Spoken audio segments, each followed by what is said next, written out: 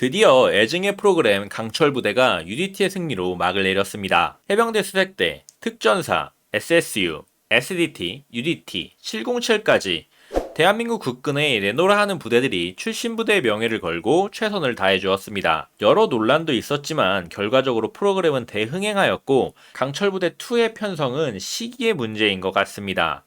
그럼 강철부대2는 어떤 식으로 구성되어야 지금의 성공을 뛰어넘는 초대박을 터뜨릴 수 있을까요?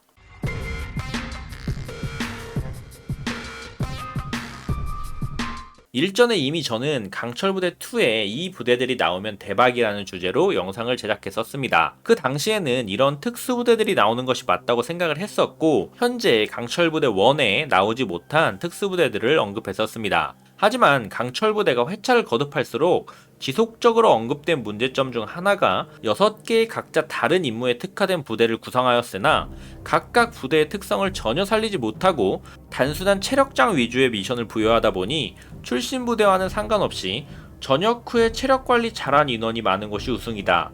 이런 식이면 상무가 나오면 무조건 우승이다 라는 우스갯소리도 나오곤 하였습니다. 이 의견에 저도 부분적으로는 동감하는 부분이 있습니다만 군대라는 주제를 가지고 프로그램을 구성함에 있어서 제작진 입장에서도 분명한 한계점이 있었을 것이라 생각합니다. 군대라는 특수한 집단에서 다루는 무기들을 민간 방송사에서 다루기가 당연히 어려웠을 것이고 체력이 중시되는 미션 위주로 짤 수밖에 없었겠죠. 특수부대 전술을 엿볼 수 있을 것이라 기대했던 미션들도 개인 화기를 에어소프트건으로 사용하는 등의 분명한 한계가 있었습니다. 따라서 강철부대 2에서는 국방부와의 협업이 필수라고 생각됩니다.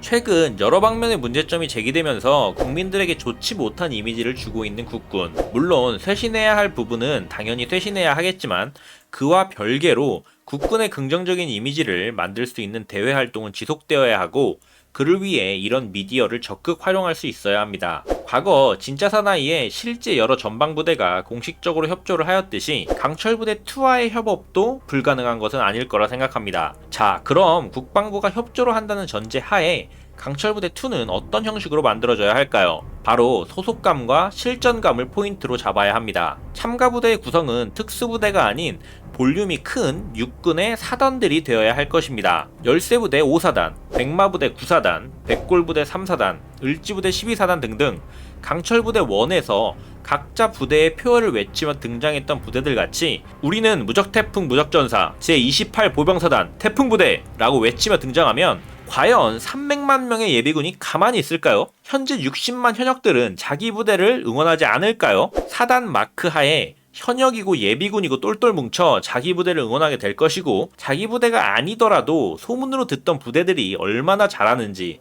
평가하는 눈초리로 TV 앞에 앉아 있을 수밖에 없을 거라 생각합니다. 예비역 형님들은 지나가는 현역들의 어깨에서 자신의 출신 부대 마크를 보면 눈길이 가게 되고 군 시절을 잠시나마 회상했던 경험이 누구나 있었을 겁니다. 이렇게 사단별로 팀을 꾸려 시청자들의 눈길을 잡고 다음으로 이들에게 흥미를 주어 채널을 고정시킬 수 있는 것이 바로 실전감이라 생각되는데 강철부대에서 많은 아쉬움을 유발했던 에어소프트건을 사용한 CQB 위주의 미션이 아닌 국방부와의 협업으로 제공받은 155mm 견인포, 케이트 흑표, 장관 조립교와 같은 다양한 주특기를 보여줄 수 있는 미션을 함으로써 실제 대한민국 야전에서 사용하는 장비를 등장시켜 생생한 실전감을 주는 것입니다. 실탄을 사용하는 것까지는 어려울 수 있겠지만 연습용 탄이 존재할 것이고 그것도 어렵다면 대한민국 국군에는 KCTC에서 사용하는 마일즈 장비라는 것이 있죠. 위에 말한 사단 예하에는 수많은 종류의 병과가 있습니다. 여러 병과의 참가자들을 모집하여 각 미션마다 해당 병과 출신 인원이 주도하여 미션을 수행한다면 어떨까요? 과연 수기사의 전차 운영 능력은 어떠할까? 형성부대의 수색작전은 1사단의 81mm 박격포 효력사의 정확도는? 이라는 의문과 함께 방구석 특급 전사 우리 300만 예비군 형님들께서 진중권 뺨치는 논평을 내놓고 있을 것입니다. 박격포가 나오면 우리 예비역 형님들께서는 가족분들과 함께 강철부대 2를 보면서 아빠가 군생활할 때 저거 썼었는데 저 자식들 박렬하는 거 봐라. 아빠는 현역 때 그냥 초탄으로 무조건 꽂았어 라고 하실 것 같고 155mm 견인포가 나오면 우리 현역들께서는 와 7사단 봐라. 쟤네는 현역 때 저렇게 배웠나 보다. 우리 포대는 저거 발톱 다들 혼자서 들고 다니잖아 안 그래?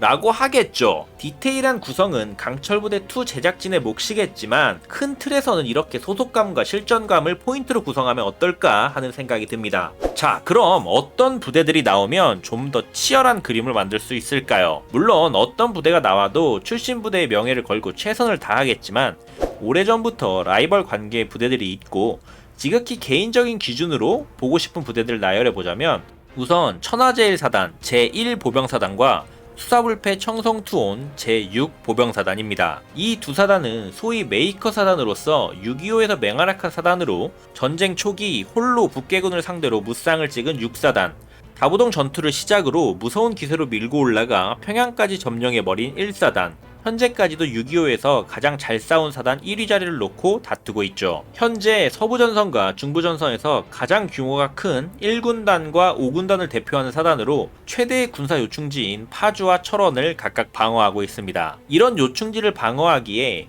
보병사단 중 막강한 전력을 가지고 있는데 두 부대 모두 최전방 사단이기에 수색이면 수색, 포병이면 포병, 전차대대까지 없는 부대 빼고 수많은 전력을 보유하고 있죠. 규모에서나 화력에서나 최강의 두 부대가 나와 진정한 6.25의 영웅사단이 어딘지 증명해 주었으면 합니다. 다음으로는 장군의 무덤으로 불리는 두 사단, 우리는 무적태풍 무적전사 제28보병사단 태풍부대와 수사불패 율곡지혼 제22보병사단 율곡부대입니다. 두 부대는 육군의 대표적인 사고부대로 명성이 자자한 부대입니다. 사단장 총격살인 사건을 시작으로 절대로 일어나서는 안 되는 병영 부조리로 인한 안타까운 총기 난사 사건, 월북, 노크기순, 내부적인 사고부터 외부적인 경계 실패까지 군기강이 해이해졌다는 비판을 받을 때 그 대상이 되는 부대들이죠. 비록 트러블메이커 사단이란 타이틀에 가려져 있지만 두 부대 역시 막강한 최전방 사단으로 특히나 22사단은 동해안의 칼바람을 맞으며 해안 경계까지 하는 근무강도 최악의 사단입니다. 28사단의 경우 대외적으로 많이 알려져 있진 않지만 내부적으로 수색대들을 알아주는데